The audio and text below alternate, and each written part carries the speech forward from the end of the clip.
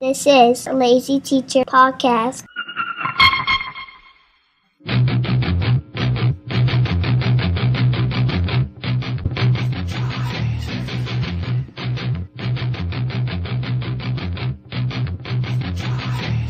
Welcome back to the Lazy Teacher Podcast. My name is Brian Blowski, and this is show 72, the end. Well, end of school year 2019. I don't know. It might go by different names. I haven't quite decided, if I could be completely honest. But what I do know is this is the end. This is going to be the end of, I don't know if it's going to be a season. You know, a lot of podcasts call it a season when they take a break, and it's not quite a season because I'm not making episode. They're not quite in order. You really could go from anything. I think what we could affectionately call it would be the school year. It's the end of the school year. It's the end of the school year for me. It's the end of the school year for you. Whether you're done already by the time you hear this, or you're going to be wrapping it up. It is May 28th, 2019, and I am done as of June 5th. And I did this last summer, and what happened was, really I didn't plan on it. Last school year, I just ran into fun. You know, I ran into summer. I was at the beach and surfing all the time, and I just didn't make time to get into the studio to record. And then I just kind of decided, why don't I just do that? Why don't I just take a summer break like the school year is? You know, why am I going to record all through summer? Hopefully I don't have a huge fall off of listeners. You know, that is kind of the problem with taking a break, but I got to do it. And I think it makes sense. Especially it makes sense as a teacher if I'm gonna teach through the school year, and then I'm gonna take a break during summer. It just makes sense. I have so many wonderful plans, and I might get in. I might get in and surprise myself, surprise you, and put out something. I'll certainly blast it out on social media if I put something out, but I don't know. I don't know. I got some microphones that I want to compare that I had laying around that have been given, and all kinds of stuff. But I might make some stuff. I don't know. What I do know is I like to take on summer projects, and I'm excited. You know, I'm a project kind of person. I built a studio. I built a surfboard shaping bay and shaped surfboard. I like to just take on stuff. So I bought an old sailboat, a 1965 14-foot Lido. It's called a Lido 14. It's a 14-footer, and it's beautiful. It's so rad, and it needs some work, and that's what I wanted. So I get to do some work on that and clean up the parts and fix some parts, and there's some teak wood that needs to be replaced, and it's just gonna be rad. Like, that's just my thing. I find calm essence and emotion in the water and on the ocean. So that's my thing. So that's what I'm taking on. I mean, I'm super excited about that. But the school year has been great. You know, I went from, if you don't know the backstory, I started teaching 16 years ago, and I was a fourth grade teacher. And then for about 10 years, I bounced around in fourth grade, fifth grade, maybe even more than 10 years. Bounced around fourth grade, fifth grade. I looped from fourth to fifth once, went fourth to fifth and back down to fourth. And that was awesome. So I loved it. Then an opportunity came up where there was a kindergarten spot that it needed to be filled immediately. At that time, my principal, Mr. G, asked, is there anyone on the staff that is interested in kindergarten? I was ready for a change. You know, I'm kind of like that. I like to change my classroom. I like to change schools, grade levels. I'm not opposed to it. I've been at 3 different schools, all by my own choice. 4th grade, 5th grade, kindergarten, now 2nd grade. So four different grade levels that I've taught. Countless rooms. I don't even know how many times I've moved rooms. That's another thing. When a room opens up and I'm interested, even if it's not that far away, I'll move just to change things up. Not that I get bored. It's just nice. It's nice to flip things around a little bit. The kids get excited. They get to come in. It seems fresh to them.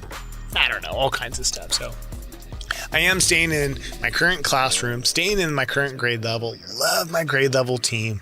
We get along fabulously. And we have a new teacher that's going to be joining our team. She seems pretty awesome as well. It's just good. Things are great. It's been a great school year. And if you flip back, gosh, what would it be? 48 episodes? I don't even want to do the math. Whatever the end of the year episode or show was a year ago, go check that one out. And you're going to hear me in a completely different place. I was done teaching, I think. Or at least I was talking about it. I think leading up to the end of last year, I talked about it a lot. Do I want to be a teacher? Is my heart in the right place? I feel like I wasn't giving, well, let me think about that. I was giving 100%, but it was hard. My kids were super duper rough. And I just didn't feel like they were getting what they deserved. I felt like I was giving 100%, but my 100% wasn't enough. I don't even know if that makes sense, but to me, it did. I felt like I was doing a disservice to them. So it was great to move on to another grade level. To be very honest, that class from last year is now going to be coming up to second grade next year. And, there might be one or two that I'm not that excited to maybe have. I wonder if you could look it up. I wonder if there's like some sort of rule or not law, but whatever it is, there has to be something that a teacher doesn't have to have the same child twice, especially if they don't think they're going to benefit from it. I mean, I have students that were in my class last year in kindergarten that are going to be in my class next year that I feel like I gave 100% to them. I don't know that I can make a difference as much as maybe some other great teacher in second grade. Is it a behavior issue? Maybe not necessarily, because I don't mind behavior issues. Of being a male teacher in elementary school, I tend to get the behavior issues if it's an option. You don't know for sure, but I think there's a lot of male teachers that could probably say that they feel like dumped would be the wrong word. I think there's a lot of male teachers that could probably say they feel like they take on maybe extra behavior issues. I don't know. I don't want to dig myself into a hole here, but I don't mind. The whole point is I don't mind. I know that I make a difference as far as an impact with student relationships. So you take a troubled child that has a rough family life, or they got some other stuff going on in their life, or lack of trust for school, or whatever the case is. I feel like I can make a difference with a lot of kids because I have great rapport. I love kids. I love working with them, no matter what the issue is. So I don't mind that. So I guess where I'm going with this, it's not a behavior issue that I'm concerned about having them again. I don't know that academically I could help them, but we'll see. 2 years, a lot of people could change, but please, I changed a whole lot in just 1 year from last year to this year. So I don't know. It's been a great year. Our Christmas program was awesome. Even now, in this very I was nervous. I was nervous because I'd been working with Mr. Granati for years. And so we had a new principal come in, and I was nervous. I was a little apprehensive to think, okay, what's the new principal going to be like? Turns out she's awesome. Loves kids. That completely shines and shows. And that's where I'm at. I kind of feel like, especially in elementary school, you have to love kids. It can't just be about being, the leader of a school. You do. You have to be a leader of a school to be admin. Of course you do. But you got to love the kids. And if you're not loving the kids, it's going to show. And, whatever. Long story short, she does. And it's great. She fits in great. She's awesome. So that's good. Everything's rad. Like, I'm super stoked on my grade level. How many times have I said that? I think I say that in every episode because that's important. There's some of you out there that could probably relate to being on a team that you're just not happy. You just don't get along. You argue. And that is not the case. I mean, I think there's always going to be maybe one bad apple on the team, but we don't have one now. It's just good. It's good. Things are rad. Very excited about summer. Two of my kids are done. Gosh, they're done this Thursday. Wow. Yeah, they are. So they have 2 more days of school left. My other kids, they're done next week with me. So I'm done on a Wednesday. They're done on a Friday. It's summer. It's summer. I'm so excited. I can't wait to go to the beach, and I can't. I'm excited. So next year is going to be awesome. I have some big plans for how I'm going to maybe change some things in my classroom. I have some goals that I'm going to set. I have a book that I definitely want to read. I said that last year. That's another thing you could check on me. Last year, I said that I was going to read a book on classroom management. What was it? Whole brain teaching. I said I was going to read it, and you know what? I did. I did read it.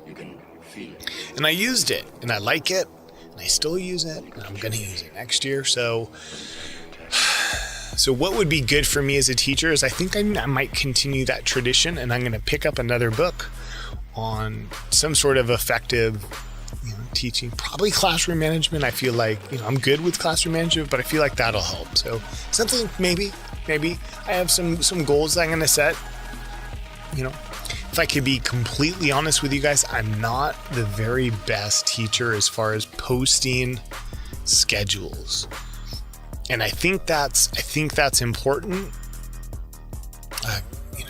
Good friend of mine, Heather Campbell, she's our instructional coach. She's my teaching coach. She works with me all the time, and she just puts it so perfectly. When you're at a meeting, she goes, Brian, when you're at a meeting, don't you want to know what you're going to be doing for that day? And I do. Can you imagine? She's like, so you go into a meeting, you sit down, and you don't know what you're going to do. You don't know when things are going to start. You don't know when it's going to end. You don't know when the break is. You don't know if you're going to go home early or what time you're going home. And kids are like that. They want to know what's happening. They want to know, even if it's at the bare minimum, they want to know that they're going to be doing reading in the morning, then they're going to get to go to recess, then they're going to work on a little bit of math, then lunch, and after lunch they're going to, whatever your schedule is, students want to know that. I'm not very good about posting that. And that is a huge goal of mine for next year, is I want to get good at that. I want to get good at posting my schedule, and I think that's healthy. I think all of us should probably take at least 1 or 2 goals for next year.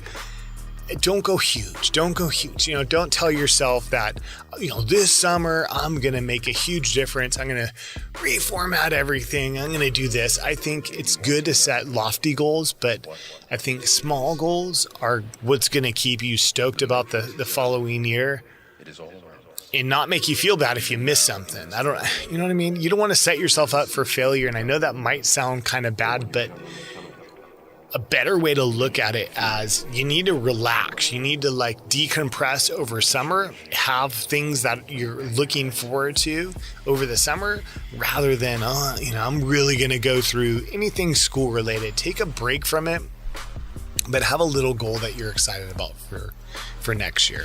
And I'm going to keep things up. I have goals that I'm not very good at, and I think we could all probably realize that type of stuff in us. But I also have things that I'm really good at, and I want to reflect on that type of stuff, and I want to continue that. I'm really good with home communication, and my parents like that. I'm really good at identifying student needs as far as emotional needs. I'm good at that. I like that. This year I did something called, you guys are familiar with it. It's a vlog. So my students, at the end of the day, they do a self-reflection of what they did for the day, and they record themselves, video record themselves like a vlog, almost like what I'm doing right now. And they talk to their parents. Hey, Mom. Hey, Dad. Today in reading, we read, how the ladybug got its spots. It's, fictional, all that kind of stuff. In math, we did this, blah, blah, blah, blah, blah. But the idea is they're processing what they did for the day, telling their parents about it, and the parents like it, and they can comment, they can like the video. And it's all done through Class Dojo. Hit me up if you want me to explain that a little bit more. But Class Dojo is is amazing. So you can dive into that kind of stuff. So I'm going to continue with that type of stuff, and I'm going to add to it. And other than saying what they did for the day, I want them to start to rate how their understanding of that. So for example, today we worked on long division with possible remainders and identifying divisors, dividends, quotients, whatever it is.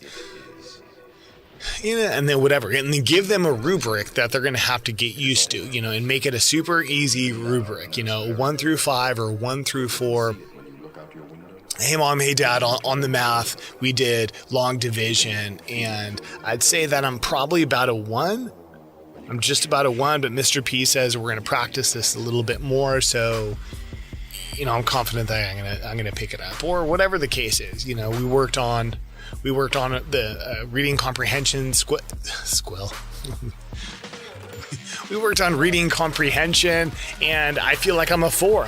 Gosh, it was easy, and that's the kind of stuff I like, Dad, is the easy stuff, whatever it is. So I'm going to add a self-reflection of their understanding, and I think that's going to help their parents. It's also going to help me, because then I can go back and see how they did. I can think, I wonder how, gosh, I noticed that Betty was struggling a little bit in math, and then I go and maybe listen to her vlog, and she says that, what specific area that she's struggling in. I don't know. It's maybe this is too high for 2nd grade, but I'm going to shoot for it.